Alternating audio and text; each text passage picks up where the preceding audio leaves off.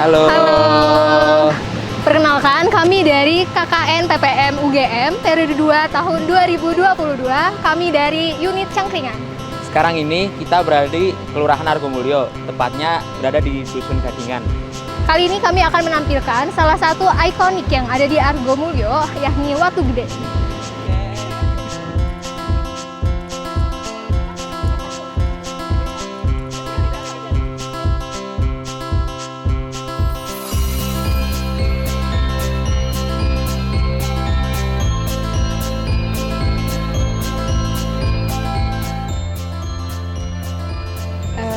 Jadi tadi dari Watu Gede hingga ke lokasi makam Adipati Jayaningrat sekitar 200 meter.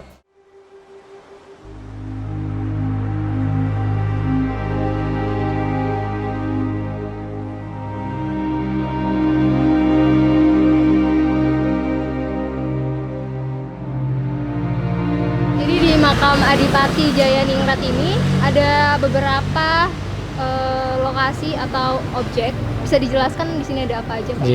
Yang pertama itu adalah makam Kiai dan Nyai Carang Gading. Yang konon adalah menjadi cikal bakalnya warga Petuguhan Gadingan.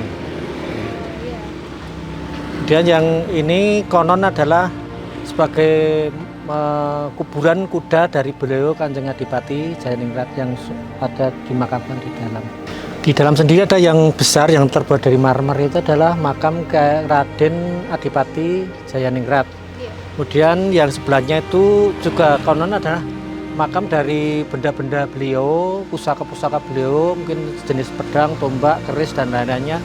Di makam ada yang di sebelah yang pendek. Boleh masuk ke dalam, Pak? Monggo, boleh.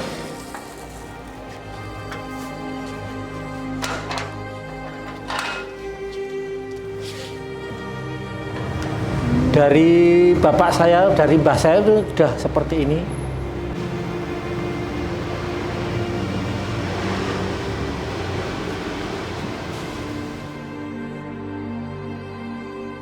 Itu juga ada. Silakan monggo.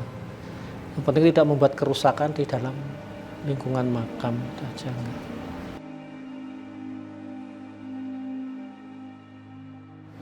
Pak, boleh diceritain tentang asal-usul nama Gadingan? Menurut kepercayaan kami, orang-orang yang sudah mendiami Gadingan sejak kakek moyang kami, penamaan Dusun Gadingan ini adalah karena keberadaan dari beliau-beliau yang dimakam di situ adalah Kiai dan Nyai Carang Gading. Kalau dulu itu namanya Gading Rejo, ini Gading Rejo berubah menjadi Gadingan itu.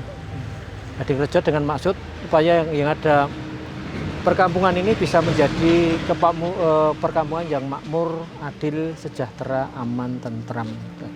Tapi yang versi lain ada karena peperangan antara Tomenggolo dan Adipati Jayaningrat yang suara benturan senjata itu sangat keras, cereng-cereng seperti beradunya dua taring gajah yang itu bertempur, itu akhirnya menjadi dari kata gading yang beradu menjadi nama Gadingan. Sebenarnya saya belum menjadi juru kunci, ya. Tapi karena saya itu menggantikan posisi bapak yang meninggal dunia tahun 2020, karena dan saya ditunjuk oleh warga untuk menggantikan posisi bapak untuk istilahnya ngerumat makam itu dan membawa kuncinya. Sejarahnya seperti pernah saya sampaikan bahwa Adipati Jayaningrat adalah utusan dari Pakubuwono II untuk menangkap Demang Tomenggolo yang waktu itu melarikan diri dari Pisuwanan Agung di Keraton Surakarta dengan perintah untuk menangkap Tomenggolo hidup ataupun mati. Akhirnya terjadi pertempuran di wilayah sini dan menyebabkan keduanya adalah mati sampyuh atau mati berdua, itu mati sama-sama mati terkena pusaka mereka-mereka. Tomenggolo terkena pusakanya Adipati Jayaningrat, Jayaningrat pun terkena pusakanya dari Tomenggolo.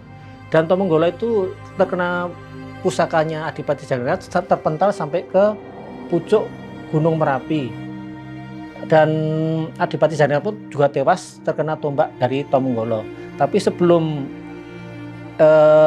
Tomenggolo itu tewas, tapi dia masih memberikan sumpah serapah kepada Adipati Jayaningrat bahwa dimanapun makammu nanti berada akan saya serbu atau saya serang dengan lahar Gunung Merapi. Dengan pertimbangan itu Adipati Janegara akhirnya disarekkan di sini atau dimakamkan di sini dengan pertimbangan agar nanti amarah itu tetap di sini tidak sampai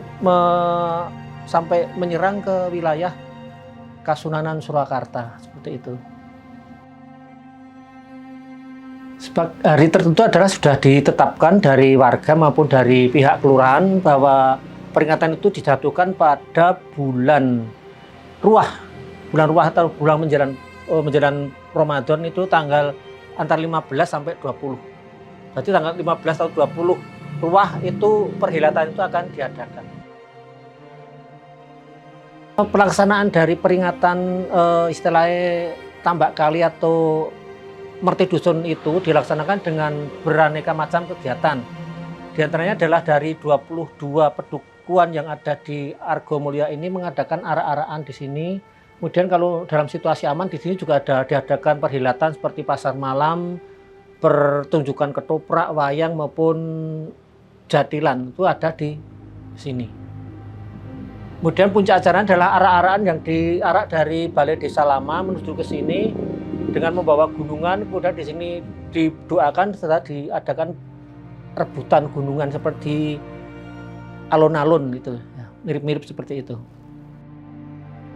Selain untuk mengenang leluhur, doa bersama, kita juga ingin menunjukkan bahwa keguyup rukunan warga itu bisa diciptakan dengan mengadakan kegiatan seperti itu. Kemudian selain untuk kegotong royongan warga, kita juga menyampaikan tentang mitigasi bencana, di mana kita ada di daerah zona bahaya, jalur ring 1 yang sangat berbahaya apabila terjadi erupsi Merapi seperti tahun 2010. Jadi istilahnya ngiras-ngirus, sekali mendayung 2-3 pulau terlampaui, kegiatan Merti Dusun bisa terlaksanakan, mitigasi bencana juga bisa tercapai. Pada awalnya bentuk makam atap bangunannya adalah tidak seperti itu, tapi karena waktu itu sudah hampir roboh, maka Bapak mengadakan inisiatif, kemudian menghimpun para penjaraah-penjaraah yang pernah datang ke sini dan mungkin mempunyai kelebihan harta benda. Mereka menyumbangkan dana untuk membangun makam itu sampai sekarang berwujud seperti itu. Jadi itu dibangun, direhab kurang lebih tahun 90-an 93-94. Ya. Jadi sudah menyimpang dari bentuk aslinya, memang sudah menyimpang dari bentuk aslinya. Tapi lokasinya lokasinya masih tetap. Yeah. Di sini kami tidak menentukan harus dengan cara bagaimana, monggo terserah dengan para penjaraah mereka. Toh mereka tidak hanya dari satu agama, tapi dari semua lintas agama, monggo. Yang penting pesan kami bahwa di makam adalah untuk mendoakan yang sudah sedo atau sudah semari atau sudah di makam. Tidak boleh untuk istilah untuk meminta-minta, itu tidak boleh. Ya.